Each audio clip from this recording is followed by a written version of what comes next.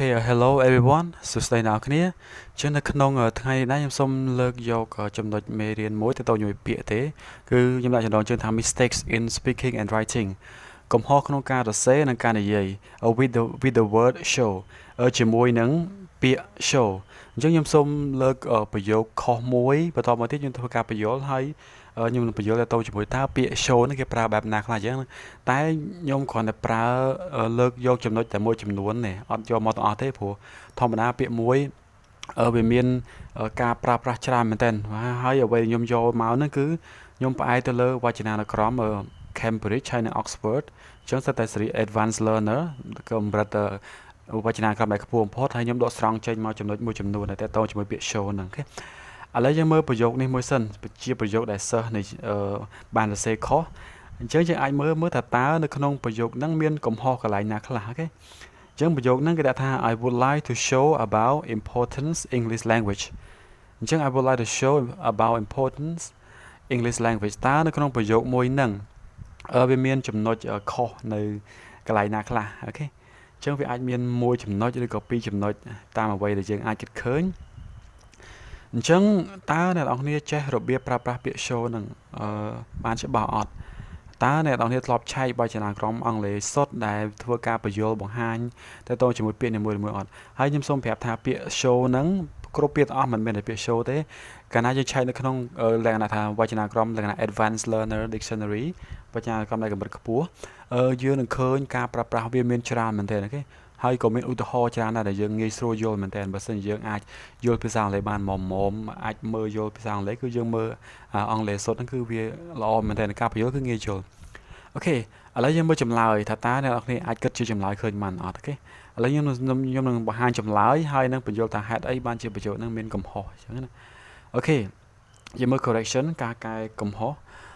ប្រយោគដើមគេថា I would like to show about the importance English languageអញ្ចឹងយើងមើល answer បញ្ហាគឺទៅជាមួយ show about ហ្នឹងហើយវាជាបញ្ហាមួយហើយបញ្ហាមួយទៀតគឺនេះប្រយោគនឹង importance English language ហ្នឹងក៏ជាបញ្ហាទៅត្រង់ដែរអូខេ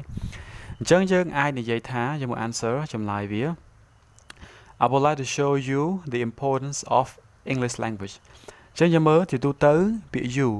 ពាក្យ show ហ្នឹងជាទូទៅវាអាចប្រើបានពីរអាចប្រើជាមួយកម្មបត្តិក៏បានអត់កម្មបត្តិក៏បានដែរក៏ប៉ុន្តែប្រសិនបើទូទៅគេប្រើជាមួយអត់កម្មបត្តិនោះថាពាក្យច្រើនវានៅខាងក្រោយគេអញ្ចឹងណាតែបើយើងប្រើនៅកណ្ដាលអញ្ចឹងវាអាចថាទៀមទាយើងប្រើកម្មបត្តិឧទាហរណ៍យើងចង់បង្ហាញអ្នកណាប្រហែលអ្នកអស់គ្នាអញ្ចឹងយើងត្រូវតែដាក់កម្មបត្តិឲ្យបានច្បាស់លាស់បន្តិចអូខេហើយបញ្ហាមួយទៀតគឺទៅជាមួយនឹងនេះstructure វា importance of សារៈសំខាន់របស់ពាក្យរបស់ហ្នឹងគឺប្រើ of ហើយជាទូទៅ structure របស់ of ហ្នឹងវាតែងតែមានដកនៅពីមុខនាមនៅកណ្ដាលវាអមសងខាងហ្នឹង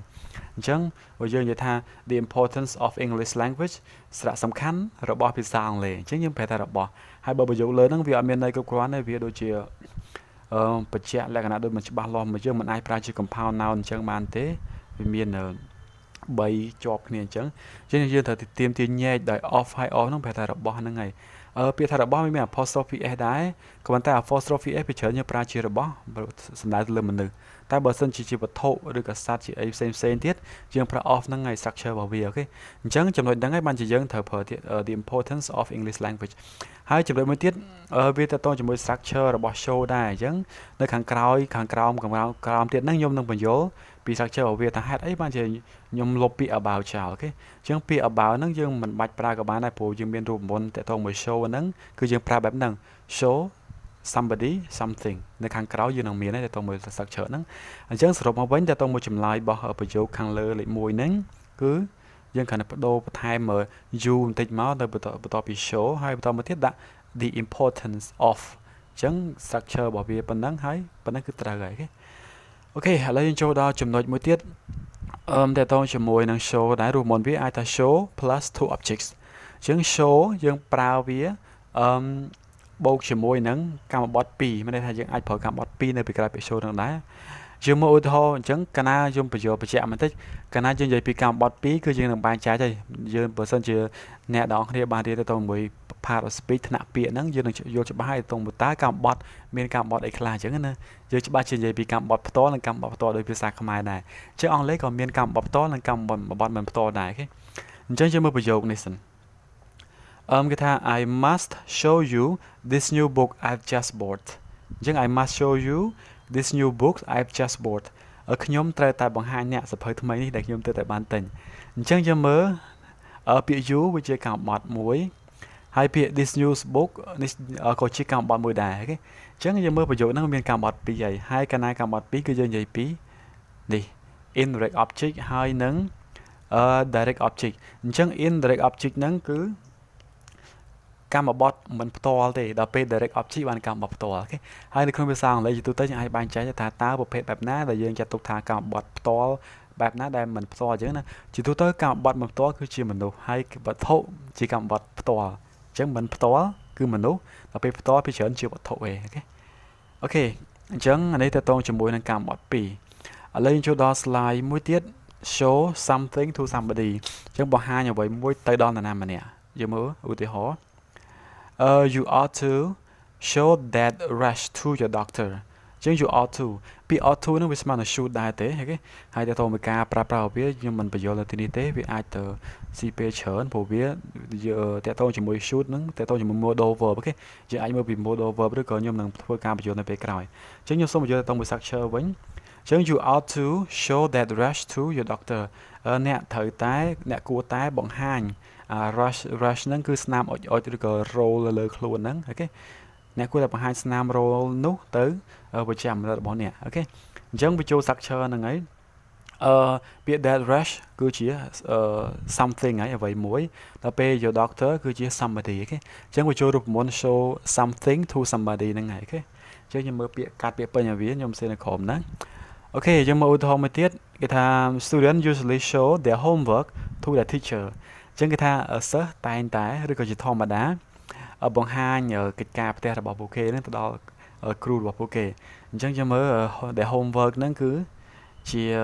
something ហើយអ្វីមួយដល់ពេល the teacher គឺ somebody អញ្ចឹងខ្ញុំសូមបញ្យល់ឆ្លៀតបញ្យល់បន្តិចដែរទៅជាមួយ homework វាជាប្រភេទ uncount noun អញ្ចឹងណាយើងយកកុំព្យាយាមថែម s លើ homework អីព្រោះវាជា uncount noun អូខេចាអញ្ចឹងយើងចូលដល់ចំណុចមួយទៀតទៅមួយ slide ទី5យើងក៏អាចប្រើរូបមន្ត show something for somebody ឬក៏ to somebody ដូចខាងលើស្តីខាងលើមិនដែរទេកាលណាយើងឆ្លៀតប្រើជាមួយពាក្យ for ឬក៏យើងអាចប្រើ show somebody something ចឹងអាហ្នឹងចូលទៅដល់នឹងលំហាត់ដែលយើងកែនៅខាងលើមិញហ្នឹងហើយគេបង្ហាញនរណាម្នាក់នៅអ្វីមួយវាអាចស្តៀងគ្នានៅខាងលើហ្នឹងជាអាចមើលឡើងវិញហើយធ្វើការប្រៀបធៀបគ្នាគេយើងមកឧទាហរណ៍គេថាhe showed no respect for their parents អញ្ចឹងមានថាគាត់មិនបង្ហាញការគោរពដល់ពុកម៉ែរបស់គាត់ទេអានេះយើងបកស្រាយឡើងងាយយល់ទេអញ្ចឹង he showed no respect for their parents ជាអាចប្រើ to ក៏បានដែរ he showed no respect to their parents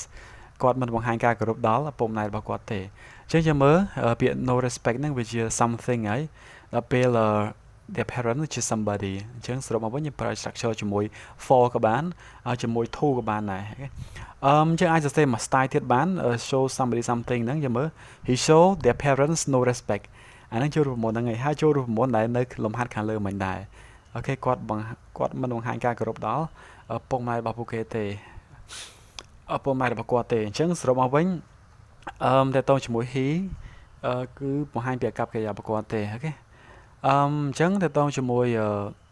show somebody something ឬក៏ show something for ឬក៏ to somebody យើងមានតែប៉ុណ្្នឹងយើងមើលឧទាហរណ៍បន្ថែមទៀតសិនតើតជាមួយអាហ្នឹង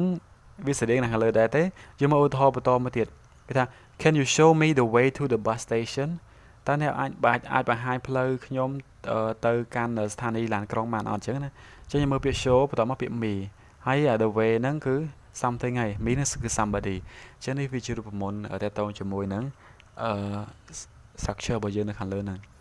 អូខេឥឡូវចូលដល់ structure យើងមួយទៀតគេដាក់ថា show បន្តមក object ហើយ question word អញ្ចឹងពាក្យ show ហ្នឹងក៏អាចប្រើជាមួយ object ជាកម្មបត្តិមួយបន្តមកគឺក៏អាចប្រើជាមួយ question word ដែរ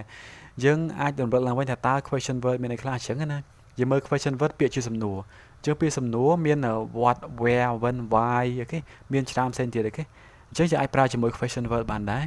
យើងមកឧទាហរណ៍why won't you show me what you've got in your hand អូខេ why won't you show me what you've got in your hand ហេតុអ្វីបានជាអ្នកនឹងមិនបង្ហាញខ្ញុំ អ្វីដែលអ្នកមាននៅក្នុងដៃchứយើង have got ស្មើពី have ទេយើងមើលពាក្យ me ហ្នឹងវាជា object ហើយ show បន្តព្រោះវានៅពីក្រោយ show អូខេអ្វីក៏ដោយនៅពីក្រោយគេអាស័ព្ទវាជា object ជាកម្មបត្តិរបស់គេអាស័ព្ទហ្នឹងហើយដល់ពេល what វាជា question word ហ្នឹងហើយពាក្យជាសំណួរអូខេអញ្ចឹងយើងអាចប្រើបែបហ្នឹងបានដែរហើយមើលឧទាហរណ៍មួយទៀត can you show me where your home is អញ្ចឹងយើងមើលme ជា object ដល់ពេល where ជា question word ខ្ញុំឆ្លៀតប្រយោគបន្តិចដែរយើងមើលហេតុអ្វីបានជានៅខាងក្រោយហ្នឹងគេថា where your home is អ្នកនរគ្នាអាចប្រើជាទៅច្រឡំដាក់ថា where is your home ហើយហ្នឹងព្រោះអ្នកនរគ្នាគិតថាវាជាទំនងសំណួរក៏ប៉ុន្តែនៅក្នុងនេះវាមិនអញ្ចឹងទេវាសំណួរជា question mark មែនជាសញ្ញាសួរមែនតែវាសញ្ញាសួរដោយសារពាក្យ can ទេតែនៅកណ្ដាលហ្នឹងបើសិនជាអ្នកនរគ្នាចង់សិក្សាឲ្យច្បាស់លាស់តើយើងសិក្សាទៅមួយ clause វាចូលនៅក្នុង noun clause អាចដឹងពីលំដាប់ដោយវាថាពេលណាយើងប្រើបែបហ្នឹងទេអញ្ចឹងជាទូទៅកាលណា question verb នៅកណ្ដាលអញ្ចឹងគឺវាត្រូវមានប្រធាននៅពីក្រោយវាសិនហើយបានដាក់គេរិស័ព្ទក្រោយអ្នកនរគ្នាអ្នកមួយចំនួនធំ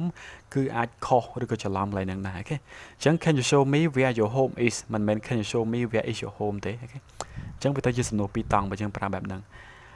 អូខេអញ្ចឹងយើងចូលដល់ slide បន្តមកទៀត structure ចុងក្រោយ show បូក object ហើយបូក verb ing អញ្ចឹងយើងក៏អាចប្រើ structure show បន្តមក object កម្មបត្តិហើយ verb ing បានដែរអូខេយើងមកឧទាហរណ៍the secretly filmed video shows the prince and the princess kissing ចឹងគេថា video ដែលត្រូវបានថតយ៉ាងសម្ងាត់ហ្នឹងបង្ហាញពីម្ចាស់ព្រះអង្គម្ចាស់និងម្ចាស់ស្ត្រីថើបគ្នាអូខេអញ្ចឹង the secretly filmed video show the prince and the princess kissing អញ្ចឹងយើងក៏អាចប្រើរូបមន្តបែបហ្នឹងបានដែរមានន័យថាយើងមើល the prince and the princess ហ្នឹងគឺជា object ហើយបន្តមកទៀត kissing វាជា verb ing អូខេអញ្ចឹងនេះជារូបមន្តចុងក្រោយនៅក្នុងមេរៀនយើងទៅជាមួយពាក្យ show ខ្ញុំសូមបង្ហាញតែប៉ុណ្្នឹងហើយក៏សូមបញ្ជាក់ម្ដងទៀតដែររាល់រូបមន្តទាំងអស់ហ្នឹងហើយ